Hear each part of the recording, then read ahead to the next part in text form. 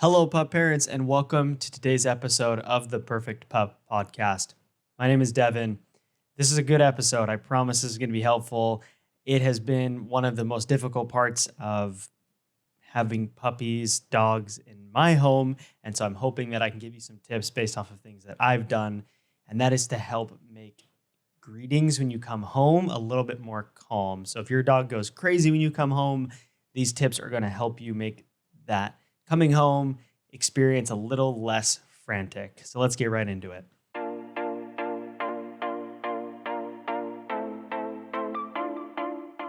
going to give you three things here, and I could go pretty in depth on all of them. I'll keep it pretty basic and have some links to other kind of supporting information around these topics. But these three things are going to help make your at-home greetings, your coming home greetings a lot more calm. So first things first, and this is point number one.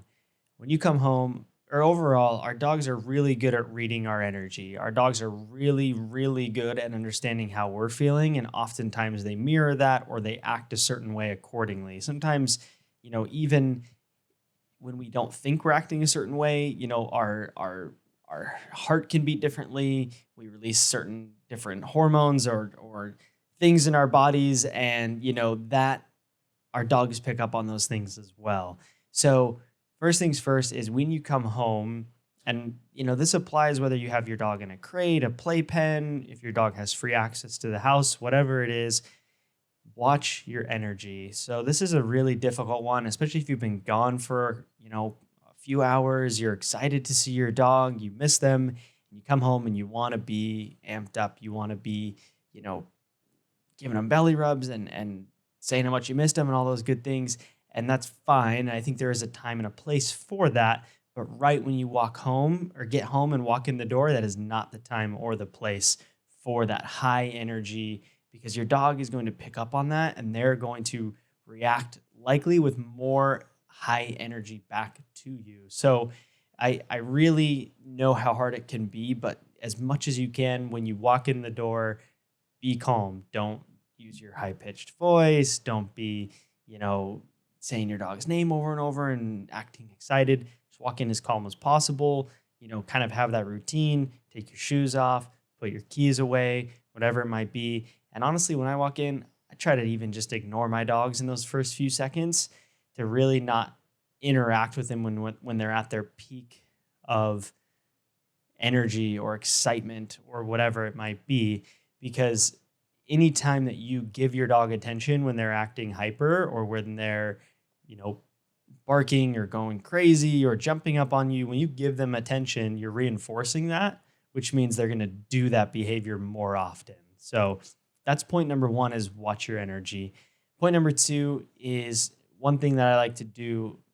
It's kind of like fake exits. So, if you're really struggling with this, it can be hard to say, okay, well, I'll work on this every time I come home at the end of the day, or, when I leave for a few hours, because at that point, your dog's probably way too amped up and it's going to be too much of a challenge. So one thing that you can try doing is doing little fake exits. So, if you're at home,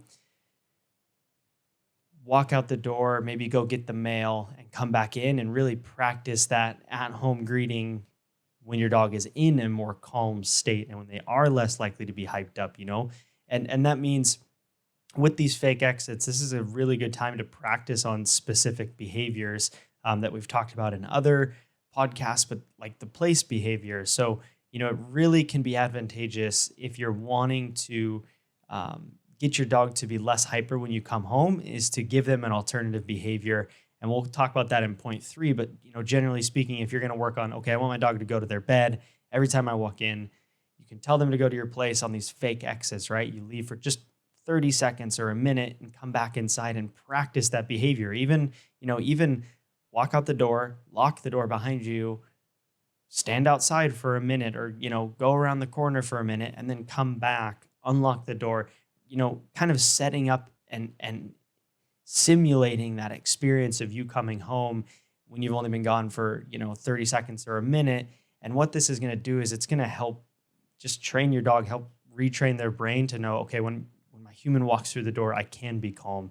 So walk in, have them go to their place, keep that calm demeanor, and don't be reinforcing the behaviors that you don't want. I'm going to say that on every single point because that is, I think, the biggest mistake we make as pup parents is we reinforce those bad behaviors when we come home. Our dog jumps on us, we give him pets, we push him off, we say, whatever it might be. We're giving him attention. We're reinforcing the hyperness. We're reinforcing the bad door greetings. So that's point two, is trying out those fake exits, trying out those kind of leaving for just a few minutes and practicing coming home, telling them to go to their place, telling them to sit, rewarding when they do, etc.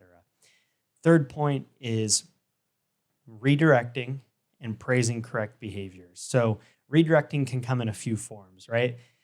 When we say redirecting, basically we know our dog's brains are kind of locked in on one thing and we want to redirect their attention and focus to something else. So in this example, their attention and focus is on us and we want to redirect their attention and focus to something else.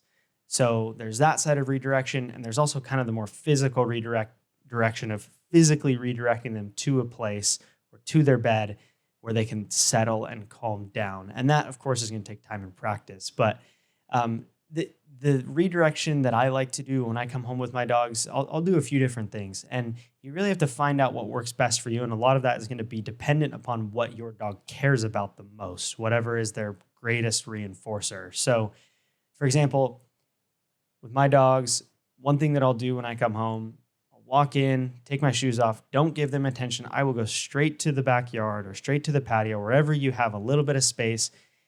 If you don't, you can even do it in your living room and just grab a ball and start throwing it for them.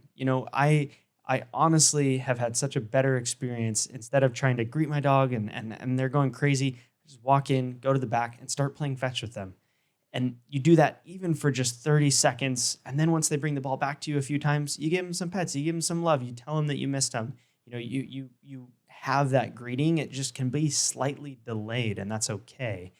Another type of redirection that I like to do with this coming home to a hyper dog experience is, I call it a treat bomb. Whatever you want to do, grab a handful of treats and, get your dog's attention. They're hyped up, they're excited, get their attention and just toss some treats.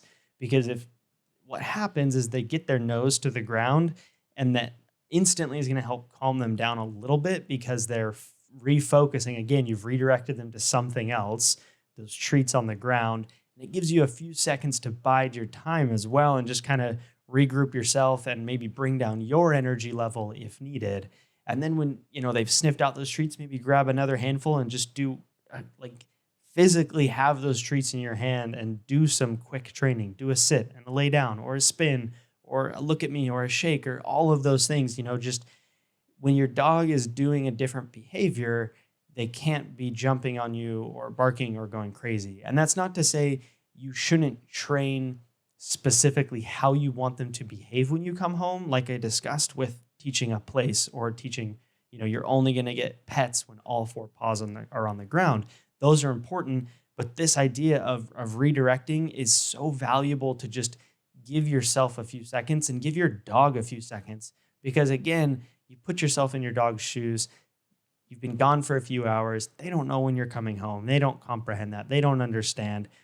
Us as humans, we are so important to our dogs and they're excited to see us. And it doesn't mean you can't be excited to see them as well. It's just you need to kind of create that buffer and to give yourself a few kind of seconds there. Because usually the first kind of 30 seconds, and even before that, the first 10 seconds is when you're going to get those worst behaviors, the barking, the jumping, the running around like crazy. And so if you can kind of redirect those first few moments of kind of chaos sometimes into more calm behaviors, over time, your dog is going to start to understand, okay, when my human comes home, I'm excited, I'm happy to see them, but they're going to, throw a ball for me, or I'm going to go lay down and then I'm going to get pets. So it is that incremental process. It's not going to happen overnight.